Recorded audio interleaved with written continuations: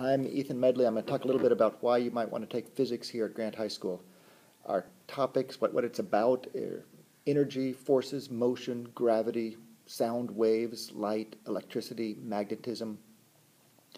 We answer questions about why the driver's manual says you need 200 yards to stop, and what would happen if you shoved a whole bunch of your friends in the car, and then how much more space do you need to stop if you got in a whole bunch heavier. How do rockets and satellites turn in space when there's nothing to push off of? What's that third prong on the end of your outlet for? Why does middle C sound just about the same? You know it's middle C, whether it's the human voice or piano or violin, but it all has their own different, unique sounds. What makes that happen? What's it mean for light to be a wave and a particle? A lot of those topics, more topics, lots going on in the class. A lot of students come back, and when they come back and after they've graduated, they say, what I learned about class. I think a lot of them really developed an appreciation for math and how you use math.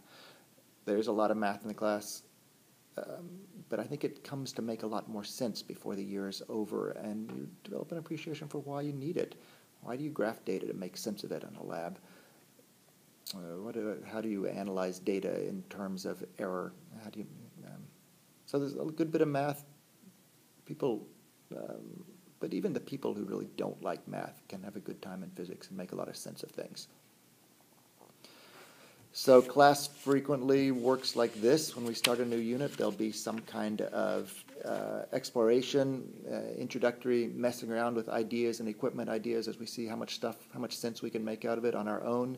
Then there'll be a period of direct instruction where I am lecturing or giving examples, or we're doing group projects.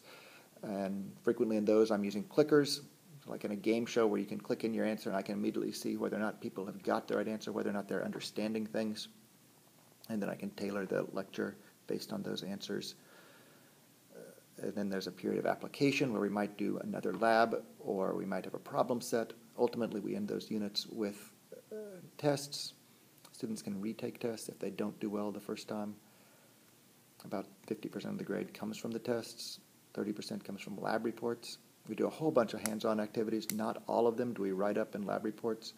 Only about twice a quarter do I have an activity that seems rich enough and there's meaningful enough things to say about it that I want people to analyze the data and talk about their errors and turn in those lab reports. Those turn out to be about a 2 to 3 page paper with graphs that are made on computers.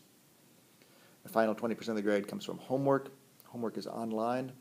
It's not busy work. Students think it's meaningful. They like the chance to get the immediate feedback by clicking in their answer, and the computer tells them, yes, you got it right, or no, you didn't get it right. Then you have to figure out what you did wrong and do it again. Everybody gets their own unique set of questions with their own numbers in them, so you can help each other without cheating. Ultimately, everybody has to do it themselves with their own numbers, so I think that's another thing that makes that homework, why people like the homework in physics. Things you'd have to look forward to in the class are, like I said, interesting topics and lots of hands-on activities. We'd use a lot of computers, and we hook probes up to those computers, motion detectors, force probes, to collect data in class. We use iPads to collect video, and then we analyze the video to understand motion. Twice a year, we have second graders come over from Beverly Cleary, and we prepare units and lessons to teach them. For me, a good bit of humor, good instructions, lots of time that I'll help people as much as they need it. It should be a challenging class, but well supported. And not only can I support you, but I think that we've got the students set up well enough they can support each other to do well in the class. So I think challenging is good. I want to push you. It should be a fairly hard class, but at the same time, everybody should be able to be successful in it.